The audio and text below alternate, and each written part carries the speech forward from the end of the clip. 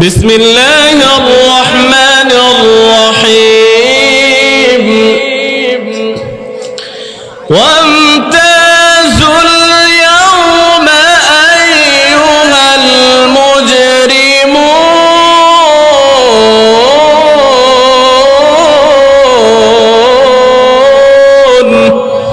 ওয়ামা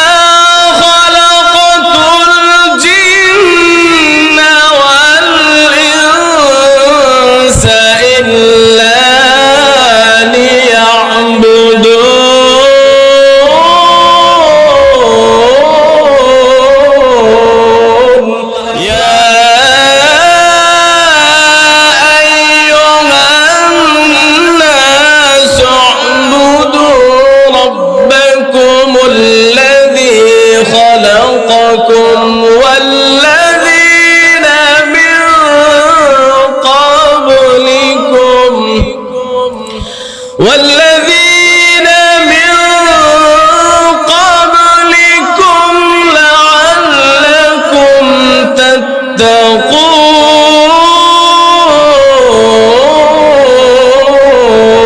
تتقون رب العالمين সমস্ত ঈমানদারদেরকে ডেকে বলেন ইয়া আইয়ুহাল্লাযীনা আমানু হে ঈমানদারেরা তুবু ইলাল্লাহ তোমরা আল্লাহ রাব্বুল আলামিনের কাছে তওবা করো আল্লাহ রাব্বুল আলামিনের কাছে তওবা করার কথা আল্লাহ তাআলা বলেছেন ইয়া আইয়ুহাল্লাযীনা আমানু তুবু ইলাল্লাহি তাওবাতান নাসুহা বলে আন্তরিক তওবা দিল থেকে তওবা বলে তওবায়ে নাসুহা করার কথা আল্লাহ রাব্বুল আলামিন বলেছেন আমরা যদি আল্লাহ রাব্বুল আলামিনকে বলি আল্লাহ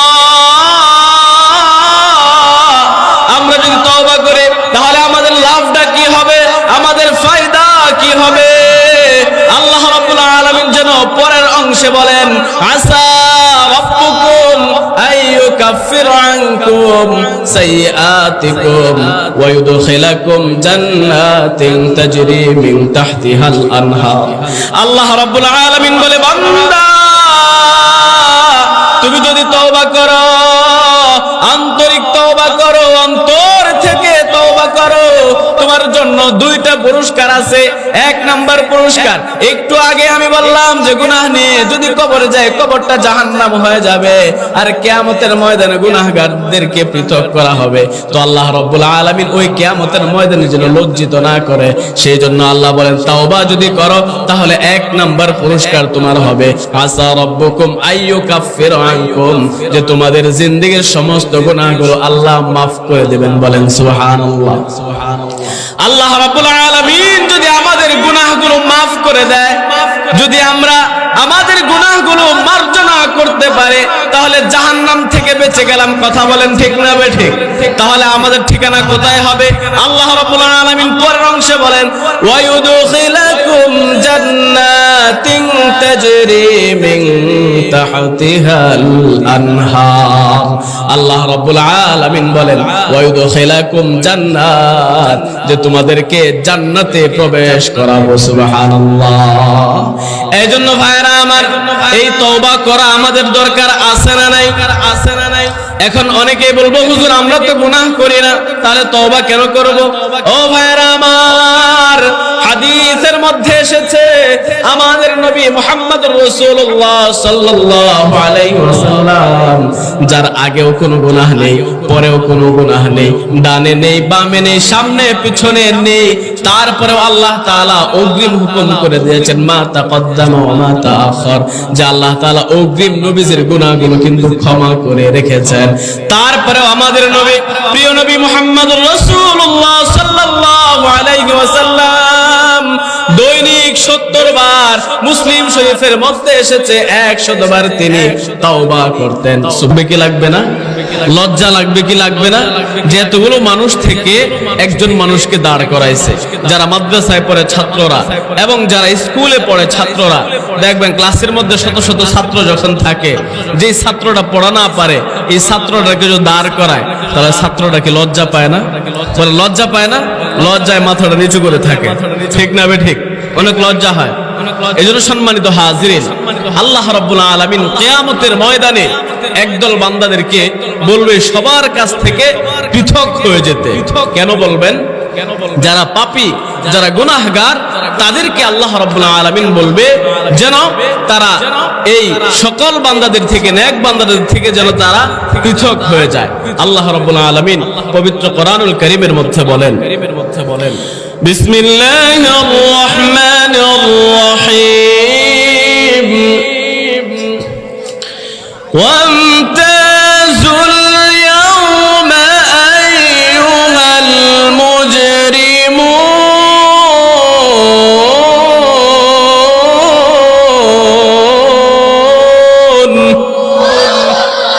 আল্লাহ রাব্বুল আলামিন কিয়ামতের ময়দানে সকল মানুষের মধ্য থেকে মুজরিম যারা, গুনাহগার যারা, পাপিষ্ঠ যারা, তাদেরকে ডাক দিয়ে বলবে, ও গুনাহগারের দল, আমার বান্দাদের থেকে পৃথক হয়ে যাও, আমার বান্দাদের থেকে সরে যাও। চিন্তা করে দেখেন, যেখানে লক্ষ লক্ষ কোটি কোটি মানুষ থাকবে, নিজের ছেলে থাকবে, নিজের মেয়ে থাকবে, নিজের ওয়াইফ থাকবে, নিজের মা বাবা থাকবে, নিজের আত্মীয় স্বজন থাকবে, নিজেদের বন্ধু বান্ধব থাকবে, কত আপনজন প্রিয়জন গুলো থাকবে। সেই দিন যদি আমাদেরকে আল্লাহ রাব্বুল আলামিন প্রিয়জনের সামনে বলে, এ বান্দা তুই অপরাধী, তুই গুনাহগার, তুই এই সমস্ত বান্দাদের থেকে পৃথক হয়ে যা, তাহলে আমাদের কেমন শরম লাগবে, কেমন লজ্জা লাগবে। একটু চিন্তা করে দেখেন, আজকে যদি আমি আপনি এই লজ্জা থেকে বাঁচতে চাই, সাধারণত দুনিয়ার মধ্যে যদি একটু অপমান হয়, প্রিয়জনের সামনে, মা বাবার সামনে, সন্তানের সামনে, বন্ধু বান্ধব আপনজনের সামনে মাথাটা হেট হয়ে যায় লজ্জায়, ঠিক না বে ঠিক? কিন্তু ভাইরা আমার, ওই কিয়ামতের ময়দানে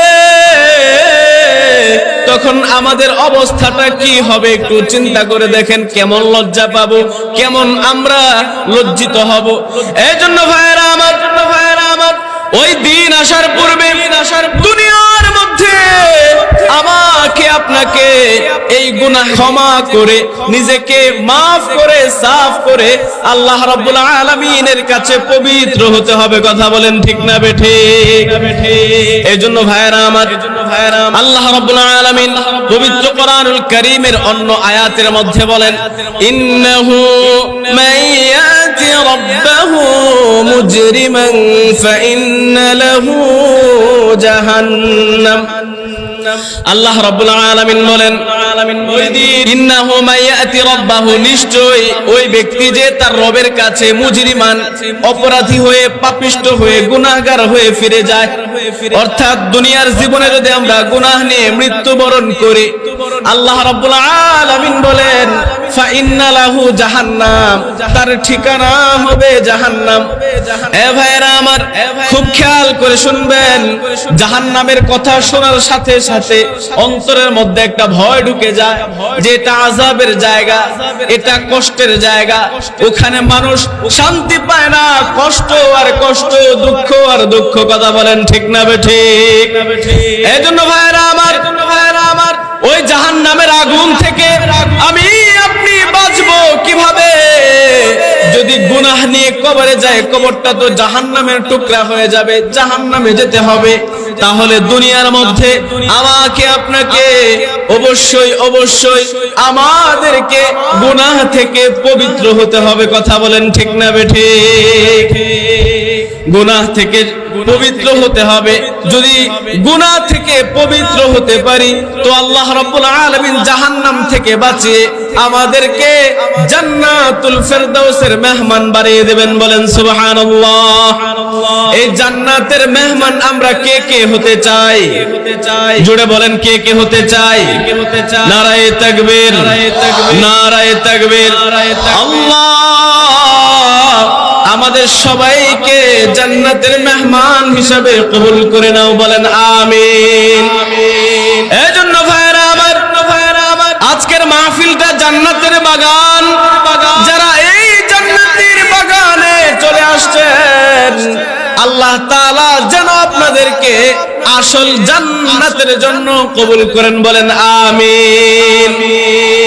ভাইরা আমার, বন্ধুরা আমার, আল্লাহ রাব্বুল আলামিন মানুষকে সৃষ্টি করেছেন বড় মায়া করে, বড় আদর করে।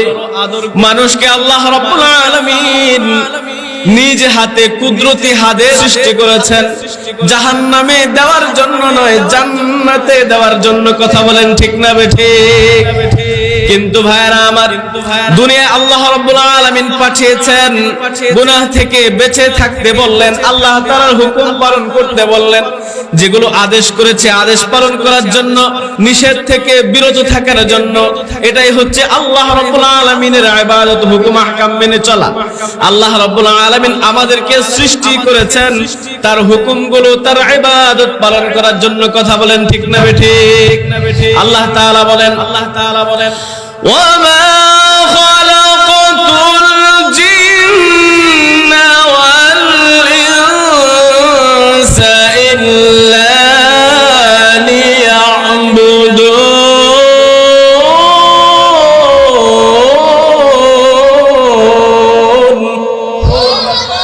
আল্লাহ রাব্বুল আলামিন বলেন, আমি জিন এবং ইনসান এই দুইটা জাতিকে সৃষ্টি করেছি আমার গোলামের জন্য, আমার ইবাদতের জন্য। অন্য আয়াতের মধ্যে আল্লাহ রাব্বুল আলামিন বলেন, ইয়া আইয়ুহান নাসু উ'বুদু রাব্বাকুমুল্লাযী খালাকাকুম ওয়াল্লাযীনা মিন ক্বাবলিকুম والذين من قبلكم لعلكم تتقون।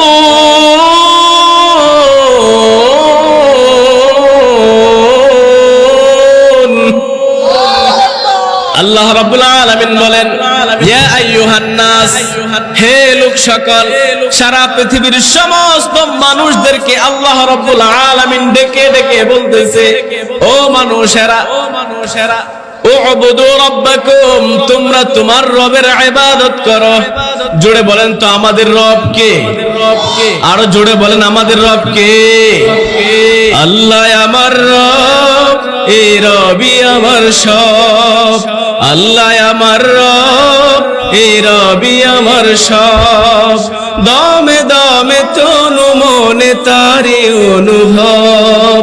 আল্লাহ আমার রব, এই রবি আমার সব। ঠিক না বেঠিক? আল্লাহ তাআলা বলেন, উ'বুদু রাব্বাকুম, তোমরা তোমার রবের ইবাদত করো। আমাদের রব যেহেতু আল্লাহ, ইবাদত করতে হবে কার? আমরা যদি বলি আল্লাহ, কেন আমরা আপনার ইবাদত করব? আল্লাহ রাব্বুল আলামিন বলেন, উ'বুদু রাব্বাকুমুল্লাযী খালাকাকুম। আল্লাহ বলেন, তোমাদেরকে আমি আল্লাহ সৃষ্টি করেছি। আমাদেরকে সৃষ্টি করেছেন কে? জোরে বলেন, কে সৃষ্টি করেছেন? আল্লাহ রাব্বুল আলামিন আমাদেরকে সৃষ্টি করেছেন, এই জন্য তিনি ইবাদতের যোগ্য। ঠিক না বেঠিক? এই জন্য ভাইরা আমার, যদি আমরা আল্লাহ রাব্বুল আলামিনের ইবাদত করি তাহলে লাআল্লাকুম তাত্তাকুন, তাকওয়া অবলম্বন করতে পারবো। ঠিক না বেঠিক? অনেক এলোমেলো হচ্ছে, এলোমেলো আমরা করব না। দেখেন, এটা কোরআনের বাগান, কোরআনের বাগান না, কোরআনের মাহফিল না। এই কোরআনের মাহফিলে বসার একটা আদব আছে। আদবটা কি বলবো? এটা আল্লাহ রাব্বুল আলামিনই বলেন, ওয়াইদা কুরিআল কুরআনু ফাসতামিউ লাহু ওয়া আনসিতু লাআল্লাকুম তুরহামুন।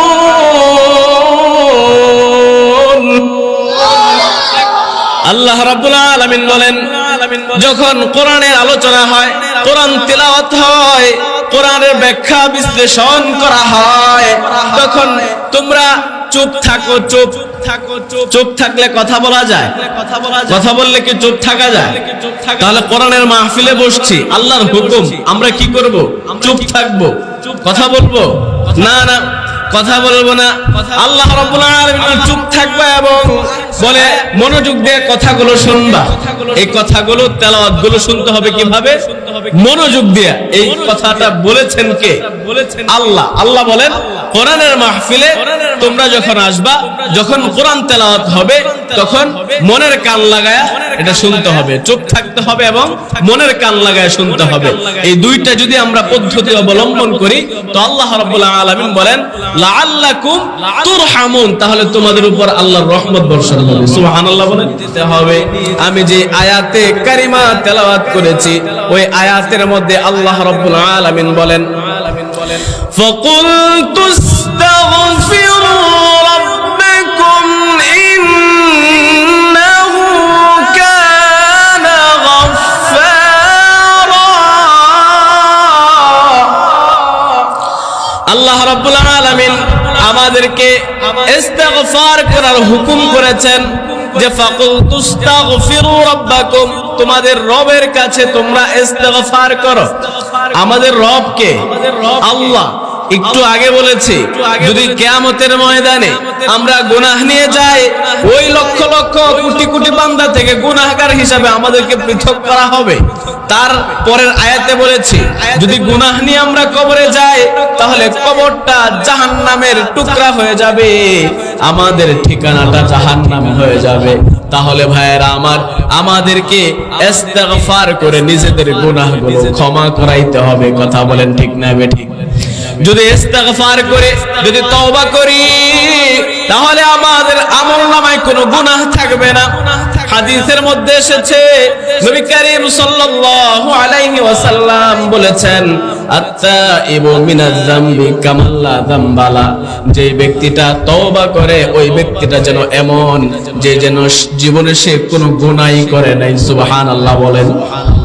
অর্থাৎ যে ব্যক্তিটা তওবা করে ইস্তিগফার করে আল্লাহ রাব্বুল আলামিন ওই ব্যক্তির জিন্দেগীর সমস্ত গুনাহগুলো এমন ভাবে maaf করে দেয় যেন জীবনে সে কোনো গুনাহই করে নাই। বলেন সুবহানাল্লাহ। এইজন্য ভাইরা আমার, পবিত্র কোরআনুল কারীমে আল্লাহ রাব্বুল আলামিন সূরাতুত তাহরীমের 8 নম্বর আয়াতের মধ্যে বলেন ইয়া আইয়ুহাল্লাযীনা আমানু তুবু ইলাল্লাহি তাওবাতান নাসুহা। আল্লাহু আকবার। আর জোরে বলেন আল্লাহু আকবার। আল্লাহ রাব্বুল আলামিন সমস্ত ঈমানদারদেরকে ডেকে বলেন ইয়া আইয়ুহাল্লাযীনা আমানু, হে ঈমানদারেরা, তুবু ইলাল্লাহ, তোমরা আল্লাহ রাব্বুল আলামিনের কাছে তওবা করো। আল্লাহ রাব্বুল আলামিনের কাছে তওবা করার কথা আল্লাহ তাআলা বলেছেন ইয়া আইয়ুহাল্লাযীনা আমানু তুবু ইলাল্লাহি তাওবাতান নাসুহা, বলে আন্তরিক তওবা, দিল থেকে তওবা, বলে তওবায়ে নাসুহা করার কথা আল্লাহ রাব্বুল আলামিন বলেছেন। আমরা যদি আল্লাহ রাব্বুল আলামিনকে বলি আল্লাহ, আমরা যদি তওবা করে তাহলে আমাদের লাভটা কি হবে, আমাদের ফায়দা কি হবে? আল্লাহ রাব্বুল আলামিন যেন পরের অংশে বলেন আসা রাব্বুকুম আইয়ুকাফির আনকুম সাইয়্যাতিকুম ওয়া ইউদখিলাকুম জান্নাতিন তাজরি মিন তাহতিহাল আনহার। আল্লাহ রাব্বুল আলামিন বলে বান্দা, তুমি যদি তওবা করো, আন্তরিক তওবা করো, অন্তর থেকে তওবা করো, তোমার জন্য দুইটা পুরস্কার আছে। এক নাম্বার পুরস্কার, একটু আগে আমি বললাম যে গুনাহ নিয়ে যদি কবরে যায় কবরটা জাহান্নাম হয়ে যাবে, আর কিয়ামতের ময়দানে গুনাহগারদেরকে পৃথক করা হবে। তো আল্লাহ রাব্বুল আলামিন ওই কিয়ামতের ময়দানে যেন লজ্জিত না করে, সেই জন্য আল্লাহ বলেন তাওবা যদি করো তাহলে এক নাম্বার পুরস্কার তোমার হবে আসা রাব্বুকুম আইয়ুকাফির আনকুম, যে তোমাদের জিন্দেগীর সমস্ত গুনাহগুলো আল্লাহ মাফ করে দিবেন। বলেন সুবহানাল্লাহ। আল্লাহ রাব্বুল আলামিন যদি আমাদের গুনাহগুলো মাফ করে দেয়, যদি আমরা আমাদের গুনাহগুলো মার্জনা করতে পারি, তাহলে জাহান্নাম থেকে বেঁচে গেলাম। কথা বলেন ঠিক না বেঠিক? তাহলে আমাদের ঠিকানা কোথায় হবে? আল্লাহ রাব্বুল আলামিন পরের অংশে বলেন ওয়া ইউদখিলাকুম জান্নাতিন তাজরি মিন তাহতিহাল আনহার। আল্লাহ রাব্বুল আলামিন বলেন ওয়ায়ুদখিলাকুম জান্নাত, যে তোমাদেরকে জান্নাতে প্রবেশ করাবো। সুবহানাল্লাহ। এইজন্য ভাইরা আমার, এই তওবা করা আমাদের দরকার আছে না নাই? আছে না নাই? এখন অনেকেই বলবো হুজুর আমরা তো গুনাহ করি না, তাহলে তওবা কেন করব? ও ভাইরা আমার, হাদিসের মধ্যে এসেছে আমাদের নবী মুহাম্মদুর রাসূলুল্লাহ সাল্লাল্লাহু আলাইহি ওয়াসাল্লাম, যার আগেও কোনো গুনাহ নেই, পরেও কোনো গুনাহ নেই, ডানে নেই, বামে নেই, সামনে পিছনে নেই, তারপরেও আল্লাহ তাআলা অগ্রিম হুকুম করে দিয়েছেন মা তাকদ্দামা ওয়া মা তাআখার, যে আল্লাহ তাআলা অগ্রিম নবীজির গুনাহগুলো কিন্তু ক্ষমা করে রেখেছেন। তারপরেও আমাদের নবী, প্রিয় নবী মুহাম্মদুর রাসূলুল্লাহ সাল্লাল্লাহু আলাইহি ওয়াসাল্লাম দৈনিক 70 বার, মুসলিম শরীফের মধ্যে এসেছে 100 বার তিনি তাওবা করতেন। সুবহানাল্লাহ বলেন। এ ভাইরা আমার, আমরা তো সেই নবীর উম্মত, যদি নবীজির কোনো গুনাহ না থাকার পরেও দৈনিক 100 বার তাওবা করে, তাহলে আমাদের কয় শতবার করা দরকার? একটু চিন্তা করে দেখেন, আমাদের কত গুনাহ, এই চলতে ফিরতে গুনাহ, হাতের গুনাহ, মুখের গুনাহ, চোখের গুনাহ, পায়ের গুনাহ, কত ইশারা ইঙ্গিতে কত রকম গুনাহ আমরা করে থাকি। এই জন্য ভাইয়ারা আমার, দৈনিক নবী যদি 100 বার তওবা করে, আমরা উম্মত হিসাবে 1000 বার করা দরকার। কথা বলেন ঠিক না বেঠিক? এই জন্য ভাইয়ারা আমার, যারা আল্লাহ রাব্বুল আলামিনের কাছে তওবা করে, আল্লাহ রাব্বুল আলামিন তাদেরকে ক্ষমা করে দেয় এবং তাদেরকে পুরস্কার হিসাবে জান্নাত দান করবেন। এই জন্য ভাইয়েরা আমার, সাহাবীরা কোনো গুনাহ করতেন না, যদি কোনো প্রকার গুনাহ হয়েও যেত, তারা গুনাহ থেকে পবিত্র হওয়ার জন্য নবীর কাছে চলে যেতেন। ঠিক না বেঠিক? এক মহিলা সাহাবী জিনা করেছে, নবীজির কাছে আসেন, বুঝতে পারলো এটা আমি গুনাহ করেছি, সাথে সাথে নবীজির কাছে আসলেন, ইয়া রাসূলুল্লাহ আমি তো এরকম জিনা করেছি, আমাকে শাস্তি দেন, আমাকে পবিত্র করে দেন। নবী বললেন তওবা করো। তওবা করার পরে তার ইতমিনান হয় না, বলে তার গর্ভে সন্তান, বলে গর্ভে সন্তান প্রসব হওয়ার পরে আমার কাছে এসো, সে শাস্তি পেয়েছে আমরা সবাই জানি। বলে জিনার অভিযোগে তাকে এরকম ভাবে পাথর নিক্ষেপ করে হত্যা পর্যন্ত করা হয়েছে। এই জন্য ভাইয়েরা আমার, সাহাবায়ে কেরাম রিদওয়ানুল্লাহি তাআলা আলাইহিম আজমাইনগণ, তারা গুনাহ করতেন না, যদি হয়ে যেত সাথে সাথে তওবা করতেন। একজন সাহাবী, যে সাহাবীর নাম হচ্ছে সালাবাতুল আনসারী রাদিয়াল্লাহু আনহু। সালাবাতুল আনসার এবং সাঈদ রাদিয়াল্লাহু আনহু দুইজনকে নবীজি ভাই ভাই বানিয়ে দিয়েছেন। কিছুদিন পর তাবুকের যুদ্ধের ডাক এসেছে, নবীজি বললেন সাঈদ তুমি যুদ্ধে চলো, আর সালাবাতুল আনসারী রাদিয়াল্লাহু আনহুকে বাড়িতে রেখে গেলেন। সে বাড়ির জিম্মাদার হিসাবে, বাড়ির কর্তা হিসাবে বাড়ির মধ্যে সে থাকবে। ভাইয়েরা আমার, তাবুকের যুদ্ধে যখন সাহাবীদেরকে নিয়ে নবীজি চলে গেছেন, সাহাবীদেরকে নিয়ে চলে যাওয়ার পর ওই সালাবাতুল আনসারী রাদিয়াল্লাহু আনহু শয়তানের ধোঁকায় পড়ে, শয়তানের ওয়াসওয়াসায়, সে সাঈদ রাদিয়াল্লাহু আনহুর স্ত্রী বড় সুন্দরী ছিল, বড় রূপসী ছিল। ওই সালাবাতুল আনসারী রাদিয়াল্লাহু আনহু পর্দার আড়ালে ওই সাঈদ রাদিয়াল্লাহু আনহুর বিবির হাতটা ধরে ফেলেছে। সাথে সাথে সাঈদ রাদিয়াল্লাহু আনহুর বিবি ডাক দিয়ে বলে, রে সালাবা, তুমি তো নবীর সাচ্চা সাহাবী, তুমি তো নবীর কাছে দিন শিখো, নবীর দরবারে যাও, তুমি তো আল্লাহর সাচ্চা গোলাম, তুমি তো জালেম হয়ে গেছো, তুমি তো মুজরিম হয়ে গেছো, তুমি কাজটা কি করলা? এখন দেখেন বর্তমান যুগের মহিলারা উল্টা পুরুষদেরকে এখন ইফটিজিং করে। কিছু মহিলা এমন আছে দেখবেন, মোবাইলে অটোমেটিক মিস কল দেয়, মানে টাকা উপার্জন করার চিন্তা করে। ঠিক না বেঠিক? এই যে হাত ধরে ফেলেছে, সাথে সাথে কেমন স্ত্রী, কেমন সাহাবীর বিবি, সাথে সাথে বলল তুমি জালেম হয়ে গেছো, তুমি মুজরিম হয়ে গেছো, তুমি কাজটা কি করলা? তুমি তোমার ভাইয়ের আমানতের খেয়ানত কেন করতেছো? ভাইয়েরা আমার, এই কথা বলার সাথে সাথে সালাবাতুল আনসারী রাদিয়াল্লাহু আনহু তিনি হাতটা ছেড়ে দিলেন। তার মনের মধ্যে ভয় ঢুকে গেছে আল্লাহর। সে তাৎক্ষণিক ভাবে হাতটা ছেড়ে সে চলে গেছে। হায় আমি কাজটা কি করলাম, আমি তো বড় অন্যায় করলাম, আমি তো বড় খারাপ কাজ করে ফেললাম, আমি তো মুজরিম হয়ে গেলাম, আমি তো জালেম হয়ে গেলাম। তার মানে সে এখন বাড়ি থেকে চলে গেছে পাহাড়ের মধ্যে, পাহাড়ের চূড়ায় গিয়া আল্লাহ রাব্বুল আলামিনকে ডাকে আর বলে, আল্লাহ আমি তো অন্যায় করছি, অপরাধ করেছি, গুনাহ করে ফেলেছি, আমি আমার ভাইয়ের আমানতের খেয়ানত করেছি, ইয়া আল্লাহ আমাকে মাফ করে দাও, আমাকে ক্ষমা করে দাও। এমন ভাবে পাহাড়ের চূড়ায় গিয়ে ডাকতেছে। ওই দিক থেকে যুদ্ধ যখন শেষ হয়ে গেল, সাঈদ রাদিয়াল্লাহু আনহু বাড়িতে আসলেন।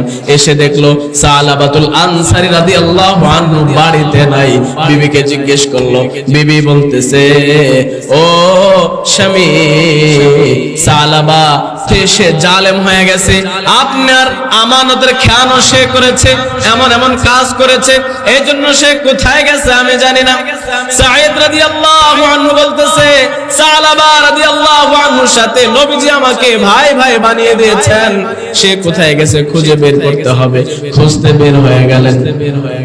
কোথাও যখন খুঁজে পায় না, খুঁজতে খুঁজতে পাহাড়ের চূড়ায় দেখে সালাবাতুল আনসারী রাদিয়াল্লাহু আনহু গাছের আড়ালে সে আল্লাহ রাব্বুল আলামিনের কাছে ক্রন্দন করে করে ক্ষমা চাইতেছে।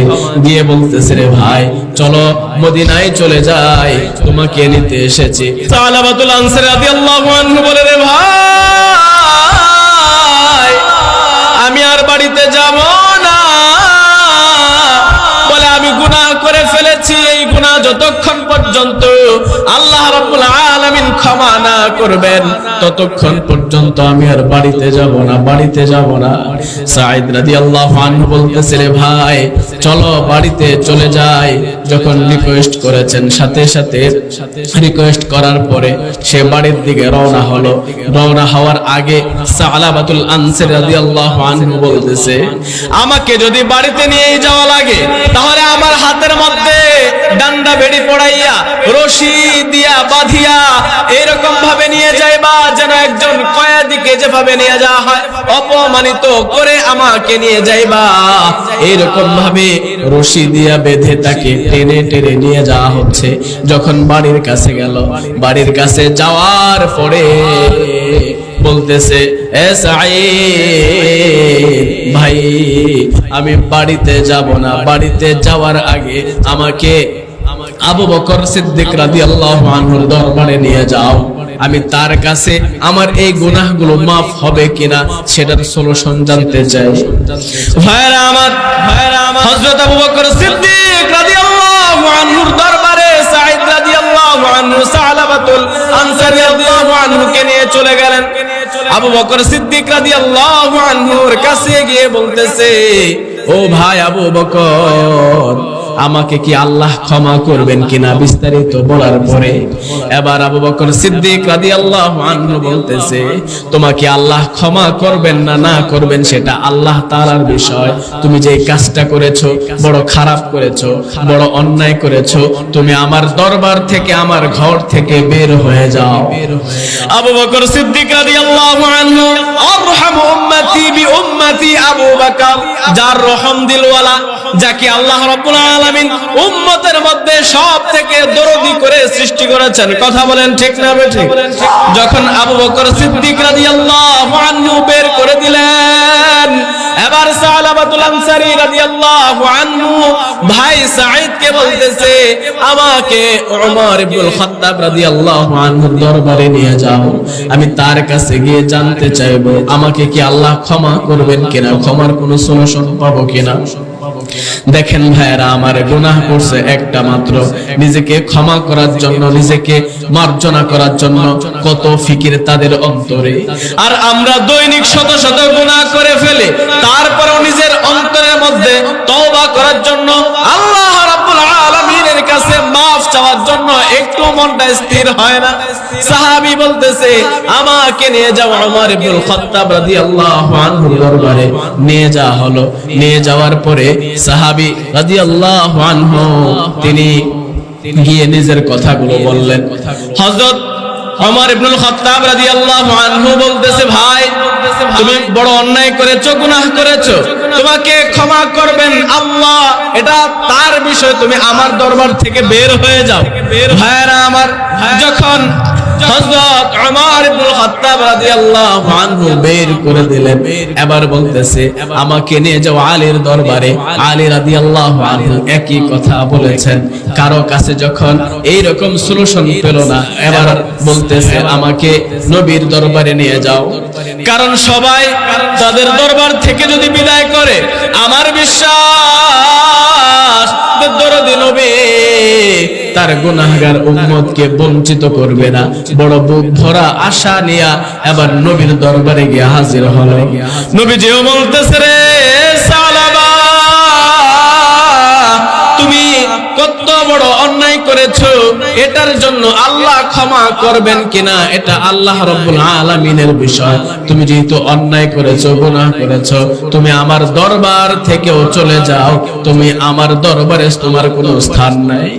এবার ভাইরা আমার, সালাবাতুল আনসারী রাদিয়াল্লাহু আনহু তিনি বুঝতে পারলেন আসমানের নিচে জমিনের উপর আমার থেকে বড় গুনাহগার আর কেউ নাই, আর কেউ নাই, আর কেউ নাই। যে আবু বকর বিদায় করেছে, ওমর বিদায় করেছে, আলী বিদায় করেছে, যে রহমাতুল লিল আলামিন নবী মুহাম্মদ আমাকে বিদায় করে দিয়েছে, তার মানে আমার মতো পাপিষ্ঠ আসমানের নিচে আর কেউ নাই। আমি যেহেতু নবীর দরবারেও স্থান পাই নাই, আমাকে আর ক্ষমা করতে পারবে না কেউ, আমাকে আর কেউ ক্ষমা করতে পারবে না।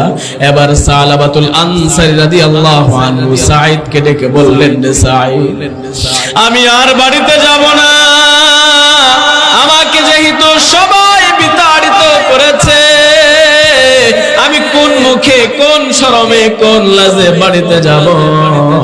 এমন সময় হযরত সালাবা রাদিয়াল্লাহু আনহুর একটা কন্যা ছিল, হযরত হামসানা রাদিয়াল্লাহু আনহু, তিনি বলতেছে, বাবা, তোমাকে আবু বকর বিদায় করেছে, ওমর বিদায় করেছে, আলী বিদায় করেছে, স্বয়ং রাহমাতুল লিল আলামিন নবী মুহাম্মদ তোমাকে বিদায় করেছে।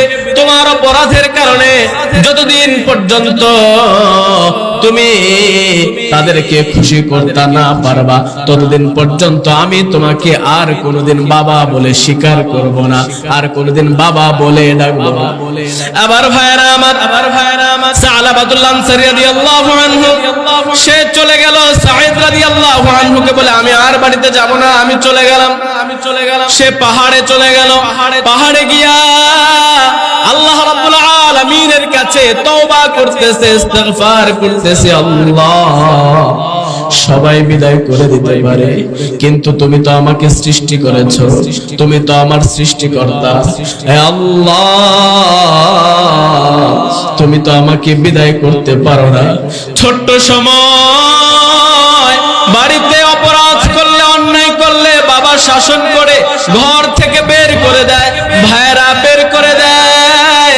সন্ধ্যা সময় যদি আবার বাড়িতে ফিরে আসে, গভীর রাত্রে যখন মাকে ডাক দিয়ে বলা হয়, মা, সবাই আমাকে বের করে দিয়েছে, তুমি একটু জায়গা দাও, ওই মা কিন্তু সন্তানকে ফিরিয়ে দিতে পারে না, সন্তানকে জায়গা করে দেয়।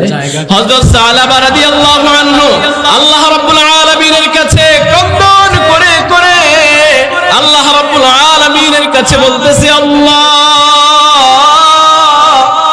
সবাই আমাকে বিদায় করে দিতে পারলেও তুমি আমাকে সৃষ্টি করেছো, তোমার দরবার থেকে আমাকে বিদায় করো না।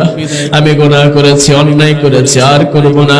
এই গুনাহ থেকে তওবা করতেছি, ইস্তিগফার করতেছি, আমি আর কোনোদিন গুনাহ করব না গো আল্লাহ, মেহেরবানি করে আমাকে ক্ষমা করে দাও। 3 দিন হয়ে যায়। 3 দিন পর্যন্ত সালাবাতুল আনসারী রাদিয়াল্লাহু আনহু পাহাড়ে ক্রন্দন করে। আল্লাহ রাব্বুল আলামিন জিবরাইল আলাইহিস সালাতু ওয়াস সালামকে নবীজি নবীর কাছে পাঠিয়ে দিলেন। জিবরাইল আলাইহিস সালাতু ওয়াস সালাম নবীজির কাছে এসে বলতেছে, ইয়া রাসূলুল্লাহ, ইয়া হাবিবাল্লাহ, সারা পৃথিবীর মাখলুকগুলোকে কে সৃষ্টি করেছে? বলে আল্লাহ সৃষ্টি করেছে। বলে সারা পৃথিবীর সমস্ত মাখলুকদেরকে রিজিক কে দেয়? বলে আল্লাহ দেয়। বলে ক্ষমা কে করে? বলে আল্লাহ করে। বলে 3 দিন আগে আপনার সাহাবী সালাবাতুল আনসারী রাদিয়াল্লাহু আনহুকে আপনি বিদায় করে দিয়েছিলেন কেন? বলে আল্লাহ রাব্বুল আলামিন তো তাকে ক্ষমা করে দিয়েছে। সুবহানাল্লাহ।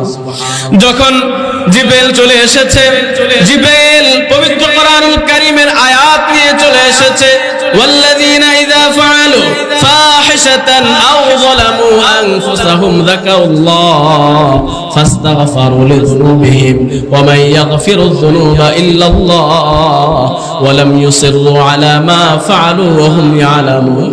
আল্লাহ রাব্বুল আলামিন যখন এই আয়াত দিয়া জিবরাইল আলাইহিস সালাতু ওয়াস সালামকে পাঠিয়ে দিয়েছেন, এবার নবীজি সাহাবীদেরকে ডাকলেন, ডেকে বলতেছেন, আমার সাহাবা কোথায়? তাকে খুঁজে বের করো। ভাইরা আমার, হযরত আবু বকর, ওমর, আলী রাদিয়াল্লাহু আনহুমগণ তারা বলতেছে, ইয়া রাসূলুল্লাহ, ইয়া হাবিবাল্লাহ, সালামা তো আমাদের কাছে গিয়েছিল, তারা তো আমার কাছে গিয়ে এরকম বলেছে, আমরা তো তাকে ঘর থেকে বের করে দিয়েছি, আমাদেরকে দায়িত্ব দেন, যেহেতু আমরা বের করে দিয়েছি আমরা একটু অপরাধী, আমাদেরকে দায়িত্ব দেন, তাকে খুঁজে বের করে নিয়ে আসি। হযরত সালমান ফারসি রাদিয়াল্লাহু আনহু বলতেছে, ইয়া রাসূলুল্লাহ, আমি মুরব্বি সাহাবী, আমাকেও তাদের সাথে যেতে দেন। ভাইরা আমার, সাহাবাতুল আনসারী রাদিয়াল্লাহু আনহুকে খোঁজার জন্য সাহাবায়ে কেরাম বের হয়ে গেল। খুঁজতে খুঁজতে পাহাড়ের মধ্যে গিয়ে পাইল। ভাইরা আমার, ওই পাহাড়ের কাছে কিছু গ্রাম্য মানুষগুলো কাজ করতেছে, এদেরকে ডেকে ডেকে বলতেছে, ভাই, কোন মানুষ, কোন সাহাবী, কোন সালাবাতুল আনসারী নামে এখানে কোন লোক থাকে কিনা, লোক আছে কিনা? ওই পাহাড়ি লোকগুলো বলতেছে, তোমাদের লোকটাকে আমরা জানি না, তবে এই পাহাড়ের মধ্যে একজন মানুষ জাহান্নামের ভয়ে, আল্লাহর আযাবের ভয়ে, আল্লাহর ভয়ে এমন ভাবে ক্রন্দন করে, তার ক্রন্দনের আওয়াজে আমরা রাত্রে বেলা ঘুমাইতে পারি না, আমাদের সন্তানগুলো ঘুমাইতে পারে না, আমাদের পশু প্রাণীগুলো ঘুমাইতে পারে না, ওখানে মনে হয় তোমাদের লোকটাই আছে। সাহাবায়ে কেরাম বুঝতে পারলেন এটা সালাবাতুল আনসারী হবে। তারা চলে গেল। সালাবাতুল আনসারী রাদিয়াল্লাহু আনহু তখন ক্রন্দন করে করে আল্লাহ রাব্বুল আলামিনকে ডেকে ডেকে বলতেছে, আল্লাহ, সবাই তাদের দরবার থেকে আমাকে বের করে দিয়েছে, তুমি তোমার গুনাহগার গোলামকে বের করে দিও না, তোমার কাছে তওবা করতেছি, তোমার কাছে ইস্তিগফার করতেছি গো আল্লাহ, আবার তওবাকে কবুল করে নাও, আমাকে মাফ করে দাও। অমনি সময় আবু বকর সিদ্দিক রাদিয়াল্লাহু আনহু ডাক দিয়ে বলতেছে, রে সাহাবা, মাথা উঠা, মাথা উঠা। সালাবাতুল আনসারী বলতেছে, কে তুমি? তোমার কণ্ঠের আওয়াজে বোঝা যায় তুমি আবু বকর হবা, নবীর সাহাবী হইবা, অন্ধকারে লোক চেনা যায় না, লোক চেনা যায় না। ভাইরা আমার, যখন তাকে ডাক দেওয়া হলো, দেওয়ার সাথে সাথে সালাবাতুল আনসারী বলতেছে, না না, মদিনায় যাব না। সাহাবীরা বলতেছে, তুমি মদিনায় চলো। বলে, না না, যাব না। সংক্ষেপ করে বলতেছি, বলে মদিনায় যাব না, মদিনায় যাব না। বলে, নবী আমাদেরকে পাঠিয়েছেন, তোমাকে আল্লাহ রাব্বুল আলামিন ক্ষমা করে দিয়েছেন, তোমার পক্ষে আল্লাহ রাব্বুল আলামিন পবিত্র কোরআনুল কারীমের আয়াত নাযিল করে দিয়েছেন। ভাইরা আমার, যখন এটা বলা হলো, সালাবাতুল আনসারী রাদিয়াল্লাহু আনহু এবার মাথা উঠে সাহাবায়ে কেরামের সাথে চললেন। সাহাবায়ে কেরামের সাথে মদিনার বর্ডারে যখন গেলেন, অমনি সময় বেলাল রাদিয়াল্লাহু আনহু আযান দিচ্ছেন ফজরের। যখন ভাইরা আমার মদিনায় গিয়ে মসজিদে নববীতে পৌঁছালেন, তখন নবী করিম সাল্লাল্লাহু আলাইহি সাল্লাম নামাজে দাঁড়ায় গেলেন। নামাজের মধ্যে দাঁড়িয়ে নবী করিম সাল্লাল্লাহু আলাইহি সাল্লাম পড়তেছে, আল্লাহুকুমুত তাকাসুর। যখন সমস্ত সাহাবীরা নামাজে, সালাবাতুল আনসারী এবং আবু বকর, ওমর, আলী এবং সালমান ফারসি তারা শেষ শেষ কাতারে ছিল।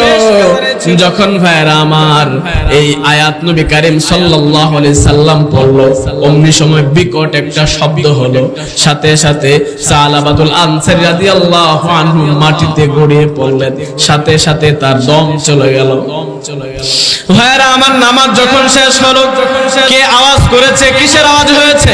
নবী করিম সাল্লাল্লাহু আলাইহি সাল্লাম দেখতে বললেন, দেখে সাহাবী সালাবাতুল আনসারী রাদিয়াল্লাহু আনহু, নবীজি বললেন তার মাথার মধ্যে পানি দাও, সে দুনিয়ায় মনে হয় বেঁচে যেতে পারে। সালমান ফারসি রাদিয়াল্লাহু আনহু তার হাত পরীক্ষা করলেন, ধরে বললেন ইয়া রাসূলুল্লাহ, সে দুনিয়াতে আর বেঁচে নাই, সে পরকালে চলে গেছে।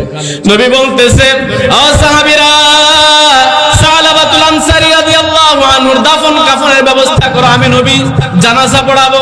নবী করিম সাল্লাল্লাহু আলাইহি সাল্লাম জানাজা পড়ে সালাবাতুল আনসারী রাদিয়াল্লাহু আনহুকে যখন কবরস্থানে নিয়ে যাওয়া হচ্ছে, ভাইরা আমার সাহাবীরা নিয়ে যায়, নবী করিম সাল্লাল্লাহু আলাইহি সাল্লাম উকি দিয়ে দিয়ে হাঁটে, জমিনের মধ্যে পুরাটা পা ফেলে না। ওমর রাদিয়াল্লাহু আনহু বলতেছে, ইয়া রাসূলুল্লাহ, ইয়া হাবিবাল্লাহ, আপনি এভাবে কেন হাঁটেন? আপনার তো কষ্ট হচ্ছে, আপনি এভাবে কেন হাঁটছেন? নবী বলতেছে, রে সাহাবী, খুশি হয়েছেন, তার তওবা এমন ভাবে কবুল করেছেন, বলে তার জানাজার মধ্যে অসংখ্য অগণিত আসমানের রহমতের ফেরেশতারা অংশগ্রহণ করেছে। সুবহানাল্লাহ। বলে আসমানের ফেরেশতারা তার কবরস্থানের আশেপাশে এত অসংখ্য অগণিত ফেরেশতা আল্লাহ তাআলা নাজিল করেছেন, যার কারণে আমি পা রাখার জায়গাটুকু পাচ্ছি না। বলেন সুবহানাল্লাহ। এই সালাবাতুল আনসারী রাদিয়াল্লাহু আনহু খালেস দিলে, আন্তরিকভাবে তওবা করার কারণে আল্লাহ রাব্বুল আলামিন তাকে ক্ষমা করে আয়াত নাজিল করেছেন এবং এমন ভাবে তাকে পবিত্র করে দিয়েছেন, তার জন্য লক্ষ কোটি কোটি ফেরেশতা আল্লাহ তাআলা জমিনের মধ্যে তার জানাজার মধ্যে নাজিল করে দিয়েছেন, তার কবরস্থানের আশেপাশেও নাজিল করে দিয়েছেন। বলেন সুবহানাল্লাহ। এই জন্য ভাইরা আমার, আমাদের তো কত শত শত হাজার হাজার গুনাহ হয়, আমরা আমাদের সকল গুনাহ থেকে তওবা করতে হবে, ইস্তিগফার করতে হবে। এইজন্য ভাইয়েরা আমার, আমাদের জবানে সব সময় ইস্তিগফার আমল জারি রাখবো, আল্লাহ তাআলার কাছে সদা সর্বদা সব সময় তওবা করব, ইস্তিগফার পড়ব। আল্লাহ তাআলা যেন আমাদেরকে পবিত্র করেন, সকল প্রকার গুনাহ থেকে যেন আল্লাহ তাআলা ক্ষমা করেন, সর্বদা সর্ব অবস্থায় আল্লাহ তাআলা যেন আমাদেরকে তওবা এবং ইস্তিগফারের মধ্যে শামিল রাখেন। বলেন আমিন।